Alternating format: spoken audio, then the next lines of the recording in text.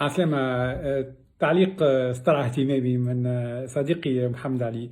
يقول فيه أنا علقت على المبادرة اللي اتعملت مؤخرا وكنت ناقد.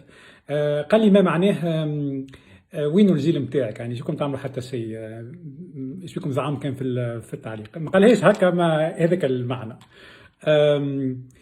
وانا موافقه. الجيل متاعي ما يعمل حتى شيء وهذا مش من فراغ، خاطر على الأقل أنا في تقديري الجيل متاعي هما شنو؟ هما الناس في الأربعين، تو بين الأربعين والخمسين.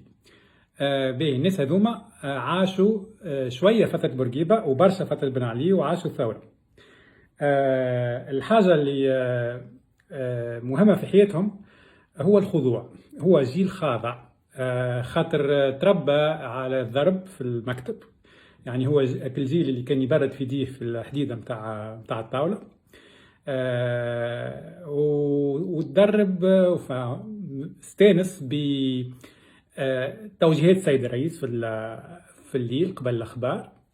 خلطنا عليها يدخل الجيل هذاك، ومن بعد الختام تاع 7 نوفمبر اللي يتسرسط له كل عام في القسم وهو ساكت ويسمع. فهو جيل خاضع. يعني هذه حاجة ميزة يعني فيه. ثاني حاجة هو جيل مهاجر، يعني الكلهم تقريبا هاجروا الجيل متاعي. فالرابط اللي قعد لهم مع تونس رابط عائلي وعاطفي إلى حد ما، لكن ماهوش كالرابط القوي نتاع يلزمني نعمل حاجة. ساعات يتحركوا، يعني كي فما هكا الحمية الوطنية تجي ساعات، أما تقعد ياسر بونكتويل وفي مرحلة هكا محدودة يرجع بعدها لحياته العادية في المهجر. يظهر لي الحاجة الثالثة اللي يختص بها الجيل متاعي هو أنه يحب ياسر الكونفور متاعه. يعني يحب النوسيون متاع النجاح في تونس، أنك تكون، يعني فكرة تكوين محورية في حياته، وهذاك الفوكس اللي عنده أنه يكون. فهذا ما يخليلوش وقت انه يتلهي بحاجات جانبيه كما مبادرات سياسيه مثلا، خاطر يراها انها تحيد على الهدف نتاعو اللي هو تكوين وانه ينجح في حياته. فهذا مش نقد، او هذه انا فقط نلاحظ، يعني هذه هي الخاصيه نتاع الجيل نتاعي اللي هو تو في الاربعينات نتاعو. فانا ما نتخيلش انه فما قدره للجيل هذايا على انه يبدا حاجه. ممكن ينضم الحاجه، اما باش يبدا لا، ينجم يعاون، ينجم ينضم، ينجم يعطي افكار، اما ماهوش اتس نوت ان انستيغيتور جنريشن، ما ديكلونشيش حاجه. داكوردو. وهذاك علاش انا نحب اكثر الجينزي اللي الناس كل يكرهوها الناس كل في جيلي ان توكا ناقدين لها، يقولوا انهم كسالى وماديين ويحبوا الفلوس وما يحبوش يتعبوا، اللي هما حاجات صحاح مش غالطين.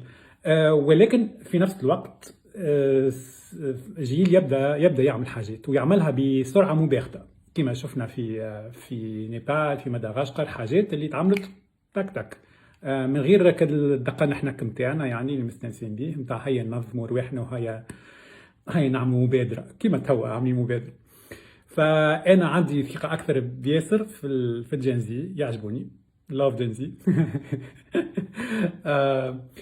ويظهر لي معناتها ينجموا يعملوا حاجه هكا تحفونه ومخالفه للسائد. جست حاجتهم بمناخ يعاون على شيء هذا، خاطر المناخ الحالي متاع نعرفش، المناخ هذا ما يساعدش بكل، توكسيك ياسر باللغه نتاعها، مناخ توكسيك برشا، ومش متاع واحد يعمل حاجه هكا مبادره تحفونه تعبر على الشباب وتعبر على التوانسه الكل.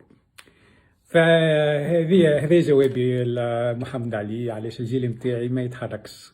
رغم هذا الكل انا راني نحب الجيل نتاعي، يقعدوا ناس محترمين برشا، معناتها الحقيقه احنا او ناس كيف تكلفهم حاجه يعملوها، فهمت؟ معناتها يعول علينا خاطر عندك الديسيبلين هذيك اللي توا مش موجوده، ففهمك نقطه القوه هذيك. لكن كما قلت احنا ما نبداوش، احنا ننضم.